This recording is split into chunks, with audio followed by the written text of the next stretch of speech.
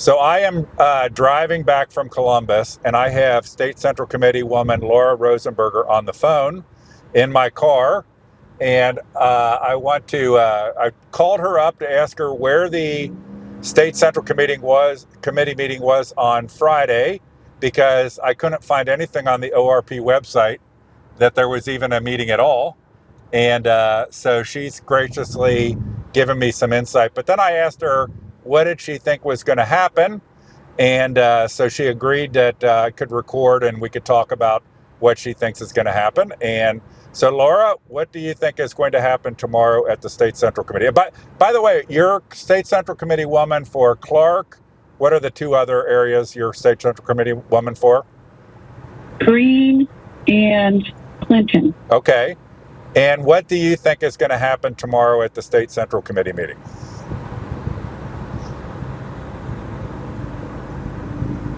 I don't think we're going to endorse in general. I think that first initial vote to endorse anybody, that we have to have 2/3 of the committee. Yeah. I don't think it's going to pass because there is an overwhelming support from across Ohio to not endorse anybody for governor.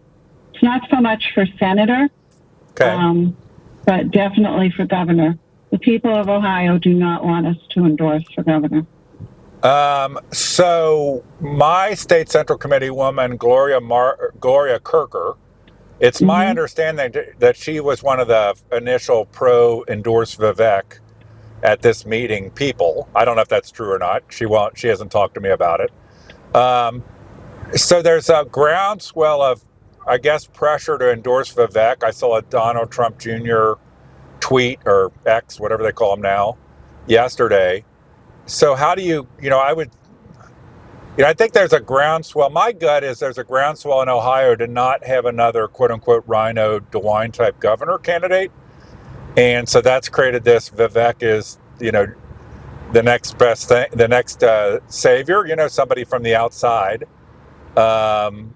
Personally, I'm against, I've always been against primary endorsements and certainly against them prior to the filing deadline. And I'm consistent, even on this one. I'm against endorsing Vivek. I support Vivek, but I don't think it makes sense. But how is this all breaking down? Because it seems like there's a lot of pressure from the Trump camp and others to endorse Vivek now. And you're saying that you don't think it'll happen. I've seen that, Governor DeWine is working actively against there being a endorsement of Vivek at this time. How does that all break down, and what is impacting the vote? People's sincere study of the issues, or pressure from above? Well, I think that the DeWine-Paduchik faction is very powerful because, of course, DeWine has a lot of people on State Central Committee who are working for him in the administrative services for the state of Ohio, so they're dependent upon the state of Ohio for either their livelihood or just a very lucrative position that they might hold on the board, like the board of for the Board of Workers' Compensation, right? Stuff like that. So they do have a lot of sway over a lot of State Central Committee people who already are in these positions across the state of Ohio, or are being, tempted or promised with something should they not vote for endorsements tomorrow. And that's not me. Weren't you once like a voice against people on the State Central Committee being able to be in these political patronage appointment jobs? Right. We tried to put an ethics policy into the bylaws where, a State Central Committee person cannot be in these administrative jobs or even be a lobbyist, just like they cannot be an elected official. We have that right, but to pick and choose. So anybody who might listen to this, the key is that a number of people on the State Central Committee have some sort of patronage job or appointment, and that means probably a lot of times when the time comes and DeWine or somebody calls you and tells you how to vote, you have to vote the way you're told unless you want to sacrifice that.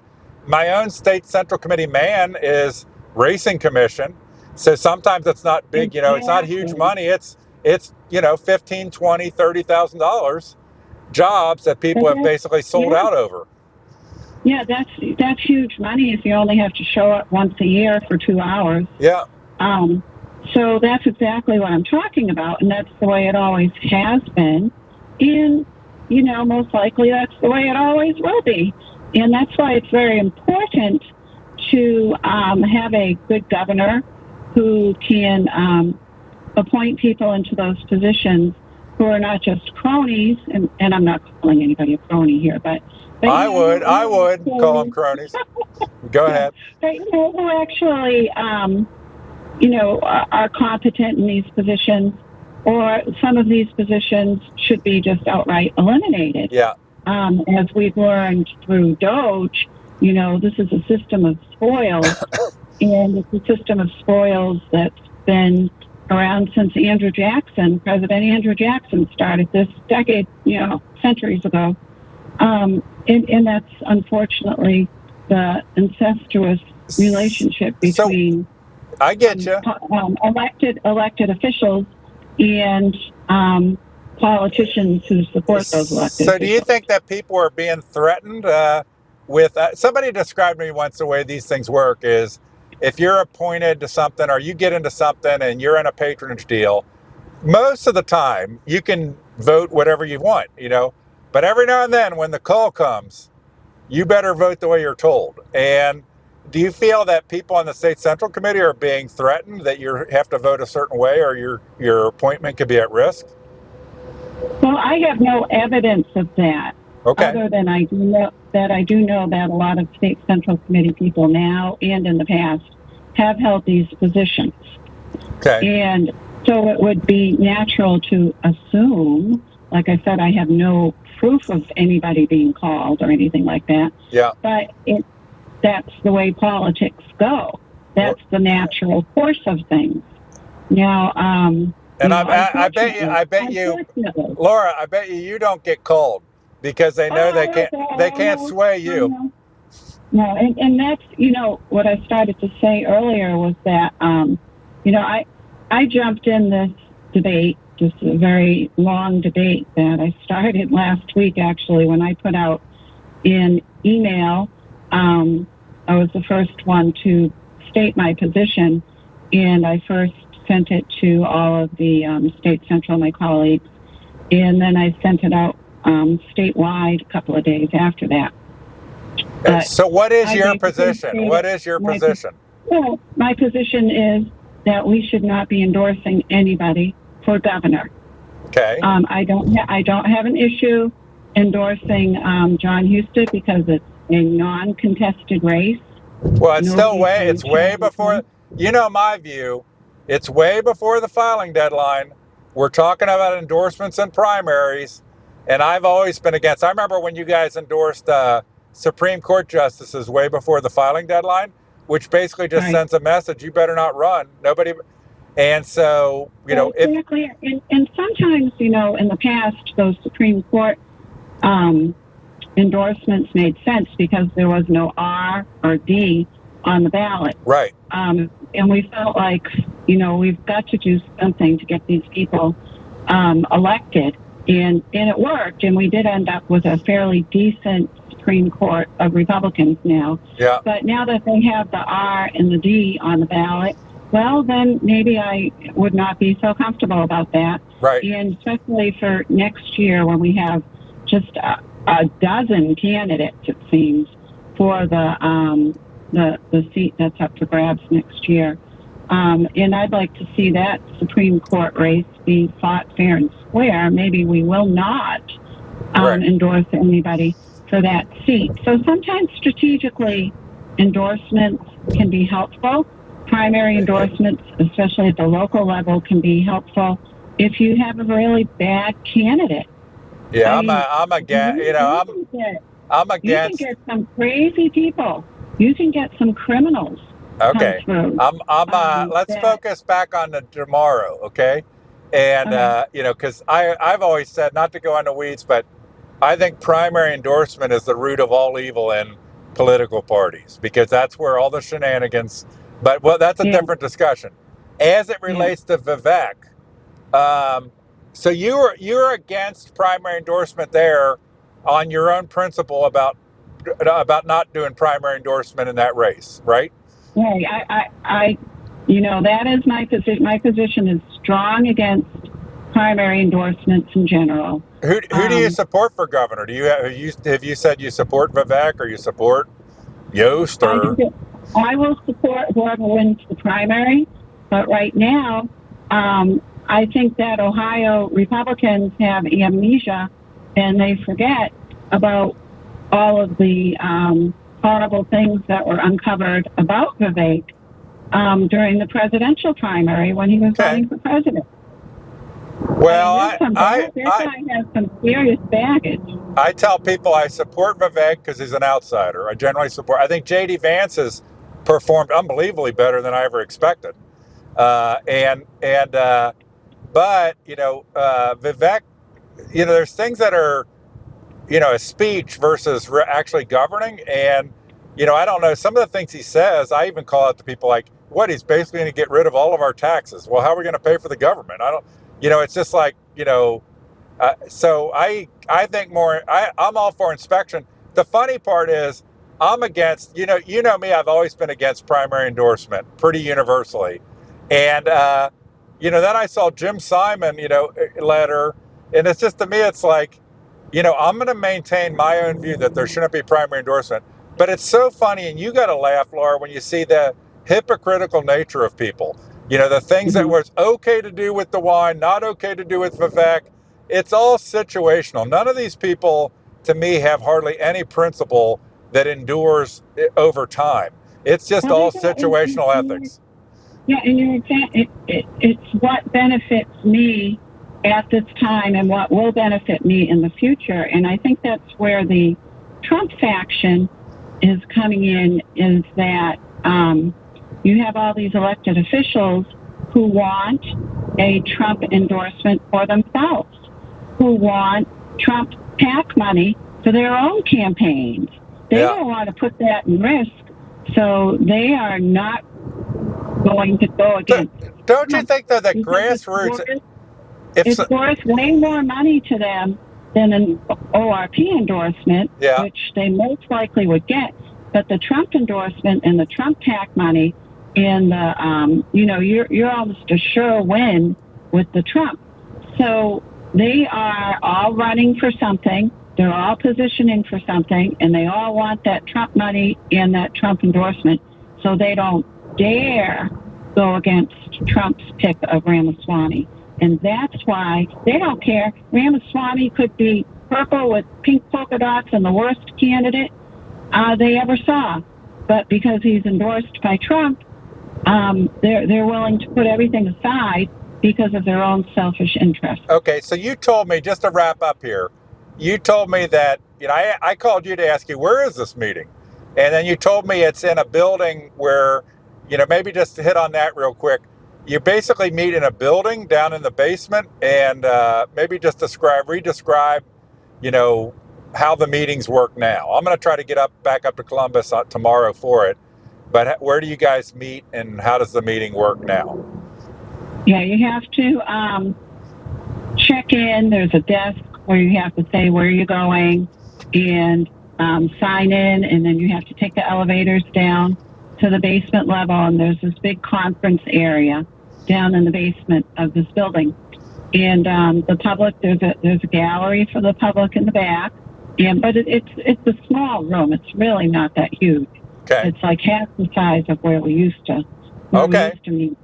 But it's a very awkward room.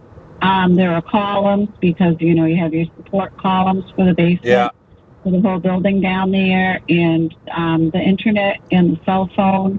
It's just not happening. I mean, you can try to get on the internet. There's a code that you can use that they put out on the table, but the communications are difficult down there. And it's just, your state central committee people sitting with the leadership up front. And so that's what it's like. It starts at 10 o'clock tomorrow morning. And it's like you said it was the Encova building or something, or what was the name of the building you said? Okay. Encova, Encova. And you're assuming that, who do you expect to see there? Or do you think that DeWine and team have already got the votes to not have a Vivek endorsement at this meeting? What's your gut tell you? I think we are actually, my gut is telling me that we will not endorse. Okay. And you told me you first have to have a 2/3 threshold just to do an endorsement. So Vivek could still have a majority, but you need a 2/3 threshold to activate doing an endorsement. Exactly. You have to take that preliminary vote. And I think hopefully we need to, use a surgeon's scalpel here and dissect that away from the endorsement for Senate with Jon Husted, because if they try to block that together, do a slate, like do both with the same 2/3 vote or not. Which they did once before. They did once before.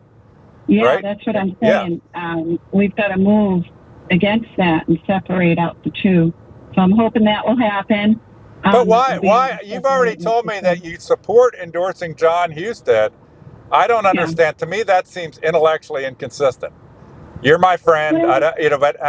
We're either for or against. This little bit pregnant stuff is confusing to me. Yeah, I mean, I just really I'm not really concerned about that. But don't you think that grassroots is going to, if the state central committee endorses Jon Husted and doesn't endorse Vivek Ramaswamy, I know where I live, people are going to be screaming bloody murder, corrupt ORP, endorsing the rhino Jon Husted against the grassroots Trump guy. Well, no matter what we do, people are going to be screaming. But, I was very glad that he got the Trump endorsement for Senate and that he's not running for governor. Because if he had been running for governor, he's the one we would be endorsing for governor tomorrow, not Vivek or anybody else. It would be Jon Husted tomorrow. And I think that, And by the way, John, so it's a lot easier, to do that than to be a governor. And I think he would do a better job at being a senator than being a governor. I think he's in the right place. Okay, so if Jon Husted, you're saying if Jon Husted would have run for governor, you think that the way the state central committee is, that he would have been a layup to get endorsed? Oh yeah, he would have been he would be your next governor. If he was not in the Senate, he would be Ohio's next governor. Do you personally like Jon Husted? He's okay, yeah. Okay. I mean, I don't really have a problem with him. Okay. I can't say anything really about that. I'm not concerned about that. I am concerned about this governor's race. And I am concerned about closing the primary. And that's a whole other thing I've been sitting here just thinking about all day, because we submitted 2 resolutions to close the primary and to put restrictions on who can vote in a Republican primary. Okay. Because we have found out that it is up to the state party to determine your primary regulations. And the Supreme Court has... let's jump back, because that's a deeper topic.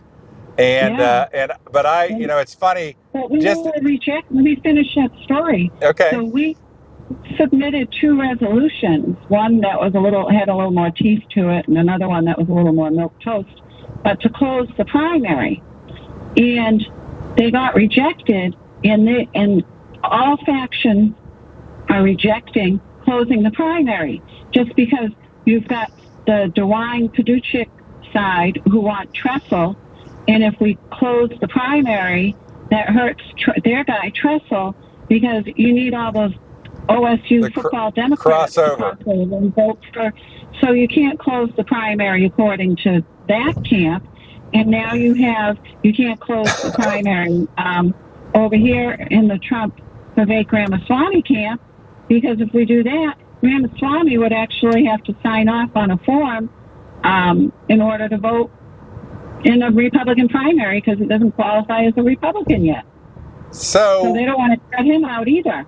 So the funny thing, and I want to close with this, Laura, and I appreciate you talking with me for so long and giving your insights. But the funny thing I just want to hit on is, so you said Bob Paduchek is aligned with Governor DeWine in a potential trestle or what have you deal, when I just sit here shaking my head because Bob Paduchek was supposed to be Mr. Trump for multiple elections. You would have thought, what always floored me is I'm a grassroots person, as you know, okay?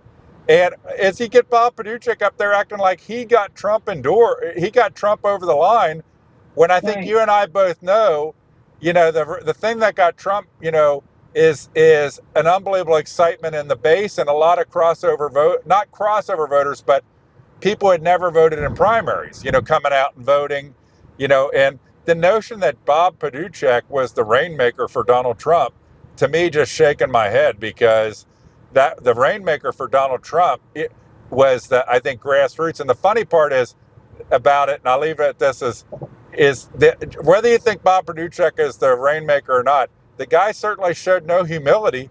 He never gave any I was just there, the grassroots really came through. No, he was up there directly taking credit. I got Trump elected, blah, blah, blah. But now you're saying he's on team DeWine Trestle on a different path. That's why Paduchek was chairman when he was chairman. It was to get DeWine elected at all costs.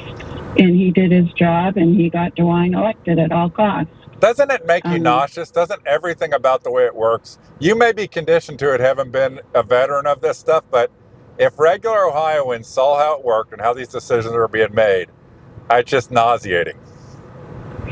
It's interesting. It's very interesting. And I've learned a lot over the past, I'm in my third term, and the educational experience is invaluable. I have learned so much in this position, and and I'm looking forward to speaking tomorrow. Okay. And we'll see what happens. You always go into a meeting thinking you got all your ducks in a row, and that you got all your votes and you got all your people lined up, and you know what? It never works out that way. Well, you guys, the element that I've seen in the past, you being part of, you also have to deal with I don't know what it's like now, but the parliamentarian and the chair, they don't operate in good faith. They do not operate in good faith, and they do everything they can to basically screw you guys over at every turn, and to not allow a fair consideration, a fair debate, a fair discussion. And it's very disrespectful to the voters of Ohio for us to be doing this. If we do this, we're telling the voters of Ohio that they're stupid and have no voice, and we might as well just not even have. But I think the risk you run is what it's going to look like to the voters of Ohio is the swamp DeWine. The swamp DeWine, Rhino ORP, that grassroots absolutely hates, right? Is once again trying to figure out a way to get some crony DeWine person in there, and it's going to look 10x that if you guys endorse Jon Husted, and not Vivek. Like, this is swamp fest. That's how it's going to look to the grassroots. I can't say we will. I mean, I don't know what's going to happen, but and that's a great point. It is a contradiction to endorse one and not the other. But I just don't have that, it's not an emergency with Jon Husted. Well, it's not an emergency to endorse him. So if it's not competitive right now, what's the urgency to endorse him? Care which way it goes, but I do care which way it goes for governor. I just think my view, and I'm going to let you go, at least for recording here, is my view is I would be intellectually consistent. We shouldn't be. It's a year before the primary, basically. We shouldn't be. There's lots of time. We don't need to be doing endorsements right now. And And I think that's where we'll go. I think that's where we'll go tomorrow. I really do. Because you really only need 23 people to say no. yeah. Everybody's looking at this in the reverse. Oh, we need 43 people, 44 Yeah. people, Who do you, on our team. No, you need 22 people to right, say because no. you need the 1/3. You need 2/3 to get over the hump. Real quick, and then I do want to end here, but who would you say is the floor leader of the State Central Committee pushing for the Vivek endorsement? Your real hardcore Trump loyalists, like your State Central Committee woman, Gloria. She was Gloria is not a Trump loyalist. Well, she was the first one to put out. I know, but that's political. That's political. Let's go.